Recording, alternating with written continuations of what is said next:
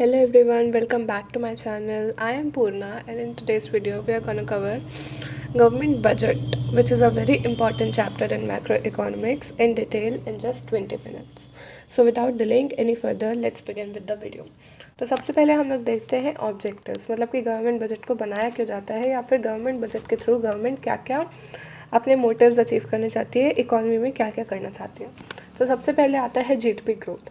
GDP growth कैसे होगी? जब इकोनॉमी में इन्वेस्टमेंट इंक्रीज़ करेगा। इन्वेस्टमेंट दो तरीके से इंक्रीज़ कर सकता है, या तो गवर्नमेंट अपना इन्वेस्टमेंट इकोनॉमी में बढ़ा दे, मतलब कि increase in public investment expenditure, या फिर गवर्नमेंट ऐसे स्पेशल इकोनॉमिक जोन्स या फिर इंसेंटिव्स दे प्राइवेट इंडिविजुअल्स को कि वो इन्वेस्टमेंट और करने लगे, उन लोग अपना इन्वेस्टमेंट बढ़ा दें। तो उसे हम लोग कहते हैं increase in private investment expenditure. तो इन दो तरीके से जीडीपी ग्रोथ हो सकती है या फिर कहें तो इन्वेस्टमेंट इंक्रीज हो सकती है। उसके बाद आता है एलोकेशन ऑफ रिसोर्सेज। तो गवर्नमेंट रिसोर्सेज को ऐसे एलोकेट करती है कि जो इकोनॉमी है उसमें प्रॉफिट मैक्सिमाइजेशन भी हो प्लस सोशल वेलफेयर भी। जैसे अगर एग्जांपल दूं तो ऐसे गुड्स जो कि हेल्थ के लिए इंजीरियस हो सकते हैं उन पे गवर्नमेंट हैवी टैक्सेस लगाती है, और सोशली यूज़फुल गुड्स जैसे कि खादी, इनमें गवर्नमेंट सब्सिडीज़ देती है। सो इससे क्या हो रहा है कि उनको एल्कोहल से प्रॉफिट मैक्सिमाइजेशन हो रहा है, प्लस खादी को सपोर्ट करके उन लोग सोशल वेलफेयर कर रहे हैं, इंडिजिनस प्रोडक्ट्स को प्रमोट कर रहे हैं। उसके बाद आता है provision of public goods. Public goods मतलब कि ऐसे गुड्स जो किसी की पर्सनल प्रॉपर्टी नहीं है, कलेक्टिवली पूरी इकोनॉमी में सबको बेनिफिट करते हैं। जैसे कि कहें तो लॉ एंड ऑर्डर, डिफेंस, ये सब हमारे पब्लिक गुड्स में आते हैं। तो गवर्नमेंट अपने बजट के थ्रू इन पब्लिक गुड्स में भी फंड्स एलोकेट करती है और कोशिश करती है कि ज़्यादा से ज़्यादा लोगों तक पहुँच पाए। उसके बाद आता है redistribution of income and wealth. तो गवर्नमेंट इंश्योर करते हैं कि जो इकोनॉमी है उसमें कोई रिच या पुअर ना रहे, जो डिस्ट्रीब्यूशन है इनकम का वो इक्विटेबल रहे। तो वो क्या करते हैं कि रिच पे टैक्सेस लगाती है और पुअर्स को सब्सिडीज़ देती है, प्लस उनको फूड ग्रेन्स भी सब्सिडाइज रेट्स में मिलते हैं थ्रू राशन शॉप्स और पब्लिक डिस्ट्रीब्यूशन सिस्टम। ठीक है। उसके बाद आता है बैलेंस्ड रीजनल ग्रोथ, मतलब कि गवर्नमेंट ये नहीं चाहती कि कंट्री के कुछ रीजन्स तो अच्छे से डेवलप हो जाएं और कुछ रीजन्स बैकवर्ड रह जाएं। सो ये मतलब बैकवर्ड रीजन्स को डेवलप करने के लिए गवर्नमेंट क्या करती है कि बैकवर्ड रीजन्स में स्पेशल इकोनॉमिक जोन स्टैब्लिश कर देती है, जो कि प्राइवेट एंटरप्रेन्योर्स को इनकरेज करता है कि वो जाके उन रीजन्स में इंडस्ट्री सेटअप करें और उन रीजन्स को भी डेवलप करें। तो इस तरीके से गवर्नमेंट इंश्योर करती है कि इकोनॉमी में बैलेंस रीजनल ग्रोथ हो।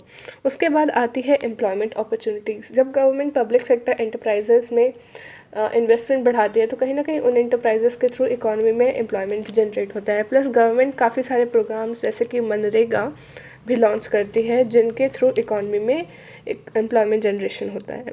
उसके बाद लास्ट आता है हम लोग का गवर्नमेंट का ऑब्जेक्टिव इकोनॉमिक स्टेबिलिटी।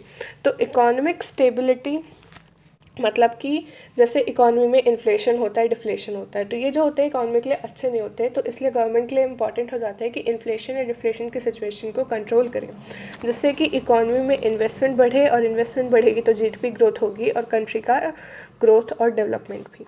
तो ये हो गए हम लोग के गवर्नमेंट के ऑब्जेक्टिव्स। उसके बाद आते हैं गवर्नमेंट बजट के कंपोनेंट्स पे। तो बेसिकली गवर्नमेंट बजट के दो कंपोनेंट्स होते हैं, budget receipts and budget expenditure. तो budget receipts and budget expenditure दोनों ही दो तरीके के होते हैं, एक रेवेन्यू और एक कैपिटल। तो सबसे पहले हम लोग रेवेन्यू बजट रिसीट्स की बात करते हैं।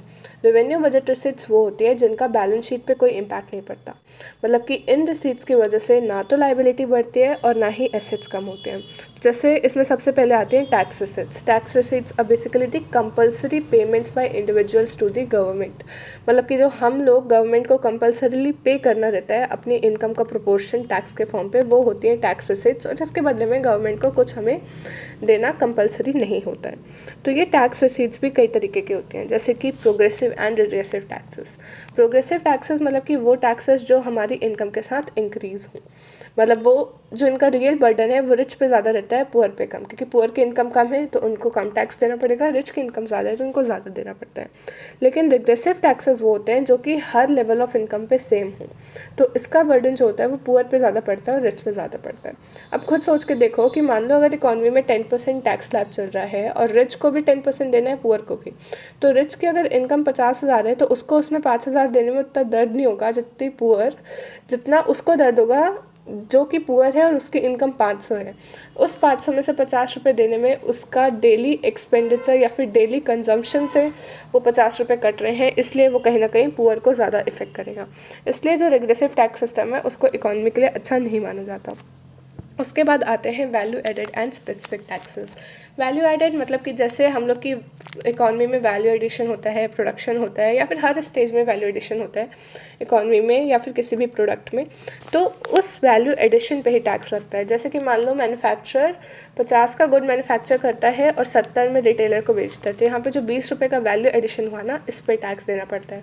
ऐसे ही रिटेलर अगर इस 70 के गुड को अगर 90 में बेचेगा तो वो जो 20 रुपये वो कमाएगा उसको उस पर टैक्स देना पड़ेगा।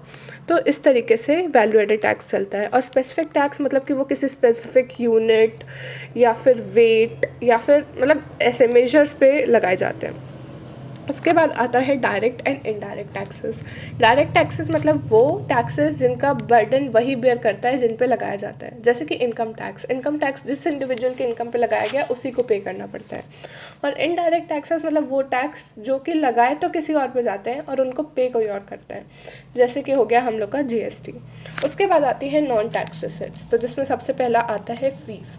फीस मतलब कि अगर कोई भी हम लोग गवर्नमेंट की सर्विस अवेल करते हैं, जैसे कि मान लो हम लोग रजिस्ट्रार के पास जाते हैं लैंड रजिस्ट्रेशन करवाने के लिए, तो उसके लिए हम लोग क्या पे करते हैं, फ़ीस। मतलब कि ये एक बेसिकली गवर्नमेंट की सर्विस है और उसके बदले में जो भी हम लोग पेमेंट करते हैं उसको हम लोग कह देते हैं फ़ीस। उसके बाद आता है फाइन्स। जैसे हम लोग कभी भी लॉ ब्रेक करते हैं, जैसे कि मान लो हम लोग ट्रैफिक सिग्नल ब्रेक किया तो उसके बदले में हमें क्या पे करना पड़ता है, फ़ाइन। उसके बाद आता है एस्टीट। अब कई बार क्या होता है कि जो प्रॉपर्टीज़ होती हैं उनके जो ओनर्स होते हैं उनकी डेथ हो जाती है और उनका कोई वारिस नहीं होता, तो उस केस में वो प्रॉपर्टी गवर्नमेंट की हो जाती है और गवर्नमेंट उनको बेच करके पैसे कमा सकती है। उसके बाद आता है स्पेशल असेसमेंट। स्पेशल असेसमेंट जैसे कि गवर्नमेंट बहुत सारी कंस्ट्रक्शन एक्टिविटी करती है, रोड्स ब्रिजेस सब कंस्ट्रक्ट करवाती है, उसके कारण क्या होता है कि जो आसपास की शॉप्स हैं उनको बेनिफिट पहुंचता है। अगर रोड्स बेहतर होंगी तो उन शॉप्स में लोग ज़्यादा आएंगे खरीदने को, तो कहीं ना कहीं उनकी वैल्यू इंक्रीज़ होती है, तो गवर्नमेंट कहीं ना कहीं उनसे एक कंपनसेशन चार्ज करती है उनकी वैल्यू इंक्रीज़ करने के लिए। वो हो जाता है हम लोग का स्पेशल असेसमेंट। उसके बाद आता है इनकम फ्रॉम पब्लिक एंटरप्राइज, मतलब कि पब्लिक सेक्टर एंटरप्राइज जैसे कि इंडियन ऑयल हो गया, ये सब से जो भी इनकम होती है वो गवर्नमेंट की होती है, जो भी प्रॉफिट होता है वो गवर्नमेंट का होता है। उसके बाद आ गया ग्रांट्स एंड डोनेशन। गवर्नमेंट को कोई भी दूसरी कंट्रीज से या पब्लिक से कुछ भी ग्रांट्स एंड डोनेशंस मिलता है वो भी कहीं ना कहीं गवर्नमेंट के लिए रिसिप्ट है, जिसको उसको वापस नहीं पे करना होता क्योंकि ये ग्रांट है, लोन नहीं। ठीक है, तो ये हो गया हम लोग का रेवेन्यू रिसिट का कॉन्सेप्ट। उसके बाद आती है कैपिटल रिसिट्स। तो कैपिटल रिसिट्स मतलब वो रिसिट्स जिनके कारण या तो लाइबिलिटी बढ़े या तो एसेट्स कम हो, मतलब कि इनका इफेक्ट बैलेंस शीट पे आता है। तो इसमें सबसे पहले आती है recovery of loans. Recovery of loans मतलब कि मान लो सेंट्रल ने स्टेट गवर्नमेंट को कोई लोन दिया है, तो जब वो लोन रिकवर करने जाएगी सेंट्रल गवर्नमेंट तो उसका एसेट कम होगा, तो इसलिए ये हो गई कैपिटल रिसिट। उसके बाद बोरोइंग्स। गवर्नमेंट अगर कुछ बोरो करती है फॉरेन कंट्रीज से या फिर पब्लिक से तो उससे उसकी लाइबिलिटी इंक्रीज़ होती है, तो इसलिए वो भी कैपिटल रिसिट हो जाएगी। उसके बाद आता है डिसइन्वेस्टमेंट। डिसइन्वेस्टमेंट मतलब कि गवर्नमेंट जब पब्लिक सेक्टर यूनिट्स की ओनरशिप या फिर कहीं तो 51% या फिर 50% से ज़्यादा शेयर्स प्राइवेट एंटरप्रेन्योर्स को सेल कर देती है, तो उसे हम लोग कहते हैं डिसइन्वेस्टमेंट। तो इससे गवर्नमेंट के एसेट्स कम हो रहे हैं, इसलिए ये भी कैपिटल रिसिट्स में आ गया। उसके बाद आता है बजट एक्सपेंडिचर। बजट एक्सपेंडिचर मतलब कि क्या एक्सपेंडिचर गवर्नमेंट ने एस्टिमेट किया है फॉर द अपकमिंग ईयर। तो ये भी दो तरीके का होता है, capital expenditure and revenue expenditure. Capital expenditure मतलब क्या, कैपिटल एक्सपेंडिचर वो एक्सपेंडिचर जिनके कारण या तो हमारे एसेट्स इंक्रीज होते हैं और या तो हमारी लाइबिलिटीज़ कम होती हैं। अब अगर मैं कैपिटल एक्सपेंडिचर्स के एग्जांपल बताऊं तो हो जाएगा कि गवर्नमेंट मान लो कोई लैंड, कोई बिल्डिंग परचेज़ करती है, कोई मशीनरी परचेज़ करती है, कोई इक्विपमेंट परचेज़ करती है, शेयर्स परचेज़ करती है, ये सब हम लोग के कैपिटल एक्सपेंडिचर में आ जाएंगे। प्लस अगर गवर्नमेंट कोई लोन देती है स्टेट गवर्नमेंट को तो उससे उसका एसेट बढ़ता है, तो अगेन वो कैपिटल एक्सपेंडिचर में आ जाता है। उसके बाद अगर बात करें रेवेन्यू एक्सपेंडिचर की, तो रेवेन्यू एक्सपेंडिचर मतलब वो एक्सपेंडिचर जिनका बैलेंस शीट में इफेक्ट नहीं होगा, उनके कारण ना तो एसेट्स बढ़ेंगे और ना ही लाइबिलिटीज़ कम होंगी। तो जैसे कि गवर्नमेंट एंटरप्राइजेस पे जो भी एम्प्लॉयज़ वर्क करते हैं उनको जो वेज दिया जाता है वो हो गया हम लोग का रेवेन्यू एक्सपेंडिचर। उसके बाद गवर्नमेंट जो इंटरेस्ट पे करती है लोन्स में, सब्सिडीज़ में जो खर्चा करती है, या फिर डिफेंस कंपनी की डिफेंस सिस्टम के लिए जो भी परचेजेस करती है, जैसे कि सोल्जर्स के लिए फूड हो गया, क्लोथ्स हो गए, ये सब। और जो grants central government state government को देती है, ये सब हम लोग के रेवेन्यू एक्सपेंडिचर में आता है। ओके, अब अगला टॉपिक हम लोग का आता है बजट डेफिसिट्स। बजट डेफिसिट मतलब कि टोटल एक्सपेंडिचर और टोटल रिसिप्ट्स के बीच का जो डिफरेंस होता है वो होता है हम लोग का बजट डेफिसिट, या फिर कहें तो budget expenditure minus budget receipts is equals to budget deficit. अब ये बजट डेफिसिट 3 तरीके का होता है। सबसे पहला होता है रेवेन्यू डेफिसिट। रेवेन्यू डेफिसिट जैसा कि नाम बता रहा है कि इसमें रेवेन्यू एक्सपेंडिचर और रेवेन्यू इनकम्स इंक्लूडेड होते हैं। उसके बाद आता है फिस्कल डेफिसिट। तो फिस्कल डेफिसिट में टोटल एक्सपेंडिचर और टोटल इनकम इंक्लूडेड होते हैं, बस उसमें एक चीज़ रहती है कि टोटल इनकम में बोरोइंग्स इंक्लूडेड नहीं रहते। तो फिस्कल डेफिसिट हो जाता है total expenditure minus total receipts except borrowing. और उसके बाद जो प्राइमरी डेफिसिट होता है वो होता है fiscal deficit minus interest payment. मतलब कि फिस्कल डेफिसिट में से हम लोग जो बोरोइंग्स पे इंटरेस्ट पे कर रहे हैं उसको माइनस कर दें तो वो हो जाता है हम लोग का प्राइमरी डेफिसिट। ठीक है, तो ये हो गया हम लोग का बजट डेफिसिट। और इसके बाद बस हम लोग के 2 छोटे छोटे पॉइंट्स बचते हैं, वो है plan and non plan expenditure and balanced and unbalanced budget. तो सबसे पहले देखते हैं plan and non plan expenditure क्या होता है। तो प्लान एक्सपेंडिचर मतलब कि वो एक्सपेंडिचर्स जो कि गवर्नमेंट ने अपने बजट के टाइम पे बताया था कि ये हमारी अपकमिंग ईयर के प्लान्स हैं, ये पॉलिसीज़ हैं और ये एक्सपेंडिचर हम प्लान करते हैं कि हम करेंगे। ठीक है, तो ये बेसिकली स्पेसिफाइड प्लान्स प्रोग्राम्स होते हैं जो कि डेवलपमेंट के लिए गवर्नमेंट बनाती है। प्लस इसमें एक और चीज़ इंक्लूडेड होती है, वो है assistance of central to state government. मतलब कि अगर सेंट्रल गवर्नमेंट स्टेट गवर्नमेंट को कोई ग्रांट, कोई डोनेशन देती है, कोई असिस्टेंस देती है, तो वो भी प्लान एक्सपेंडिचर में इंक्लूडेड रहती है।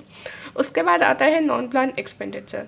नॉन प्लान एक्सपेंडिचर मतलब कि गवर्नमेंट जो भी एक्सपेंडिचर अपनी रूटीन फंक्शनिंग में करती है, मतलब कि रोज़ के काम में, और वो एक्सपेंडिचर्स जो कि गवर्नमेंट लॉ ऑर्डर को मेंटेन करने के लिए करती है, डिफेंस को मेंटेन करने के लिए करती है, सब्सिडीज़ को मेंटेन करने के लिए करती है, वो सभी नॉन प्लान एक्सपेंडिचर के अंदर आते हैं। उसके बाद हम लोग का आता है last topic, that is balanced and unbalanced budget. तो बैलेंस्ड बजट मतलब कि जैसा नाम बता रहा है, इसमें जो बजट एक्सपेंडिचर होता है और बजट रिसिप्ट्स होती हैं दोनों बराबर होते हैं। और जो अनबैलेंस बजट होता है उसके 2 केस बनते हैं, एक होता है सरप्लस बजट और एक होता है डेफिसिट बजट। तो सरप्लस बजट वो होता है जिसमें गवर्नमेंट की रिसिप्ट्स गवर्नमेंट के एक्सपेंडिचर से ज़्यादा होती है, और डेफिसिट बजट वो होता है जो कि जिसमें कि गवर्नमेंट के एक्सपेंडिचर गवर्नमेंट के रिसिप्ट से ज़्यादा होते हैं। ठीक है, तो जो सरप्लस बजट होता है वो इन्फ्लेशन के टाइम पे अच्छा होता है, क्योंकि इन्फ्लेशन के टाइम पे इकॉनमी में मनी सप्लाई कम करने की ज़रूरत होती है। तो इसलिए उस टाइम पे इम्पॉर्टेंट हो जाता है कि गवर्नमेंट अपना एक्सपेंडिचर कम कर दे और रिसिप्ट्स बढ़ा दे, जिसके कारण इकॉनमी में मनी सप्लाई इंक्रीज़ हो जाए। इसलिए जो सरप्लस बजट होता है वो इन्फ्लेशन के टाइम पे डिसाइड होता है, लेकिन जो डेफिसिट बजट होता है वो डिफ्लेशन के टाइम पे या फिर डिप्रेशन के टाइम पे, क्योंकि डिप्रेशन के टाइम पे या डिफ्लेशन के टाइम पे ज़रूरत होती है कि इकॉनमी में मनी सप्लाई इंक्रीज़ की जाए, इकॉनमी में एक्सपेंडिचर इंक्रीज़ किया जाए। तो उस एक्सपेंडिचर को इंक्रीज़ करने के लिए गवर्नमेंट का जो एक्सपेंडिचर है वो ज़्यादा होता है गवर्नमेंट की रिसिप्ट्स के कंपैरिजन में। तो सरप्लस बजट जिसमें गवर्नमेंट की रिसिप्ट ज़्यादा हो गवर्नमेंट के एक्सपेंडिचर से, और डेफिसिट बजट जिसमें कि गवर्नमेंट का एक्सपेंडिचर उसकी रिसिप्ट से ज़्यादा हो। तो इसी के साथ हमारा चैप्टर होता है समाप्त। आई होप आपको चैप्टर अच्छे से समझ आया होगा। प्लस इसके डिटेल नोट्स मैंने ऑलरेडी अपने टेलीग्राम चैनल कॉन्सेप्चुअल मीट में डाल के रखे हैं, वहाँ से जाके इस वीडियो के बाद ज़रूर पढ़ना। इसके अगर इतना किया ना तो आपके दिमाग में इस चैप्टर के कॉन्सेप्ट्स बहुत अच्छे से बैठ जाएंगे। ठीक है, so I hope you like the video. If you did, then do subscribe to the channel, do follow me on Instagram, and also subscribe to my channel on Telegram so that you can access all the notes in PDF format. So till then, a very good bye and just keep studying.